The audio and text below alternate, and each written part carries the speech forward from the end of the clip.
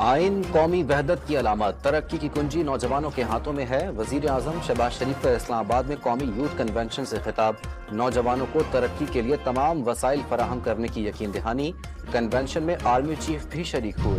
IMF programme से मुतालिक गलत मालूमात फैलाई जा रही हैं। वजीर खजाना की वजाहत, सितंबर में एग्जीक्यूटिव बोर्ड से प्रोग्राम की मंजूरी की उम्मीद जाहिर कर दी। अवाम के पैसे से अवाम को बिजली बिलों में रिलीफ दिया तो क्या गलत किया? मरियम नवाज का सवाल।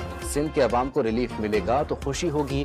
वजीर आला पंजाब की सिंध की 7वीं सिविल सर्विस ट्रेनिंग प्रोग्राम के अफसरान के वक्त की गुफ्तगू। वजीर दाखिला बलूचिस्तान जिया लांगू की कामयाबी का नोटिफिकेशन मुअत्तल। इलेक्शन ट्रिब्यूनल बलूचिस्तान का PB 36 खल्लात के 7 स्टेशन पर दोबारा पोलिंग का हुक्म। फैसलाबाद में गैर कानूनी असलहा केस में जेर हिरासत मुलजिम को रिश्वत लेकर छोड़ने वाले 3 अहलकार मुअत्तल, गिरफ्तार करके मुकदमा दर्ज कर लिया गया। शुगर एडवाइजरी बोर्ड की मजीद 1 लाख मैट्रिक टन चीनी बरामद करने की सिफारिश। वजीर सनअत व पैदावार राना तनवीर हुसैन की जेर सदारत इजलास।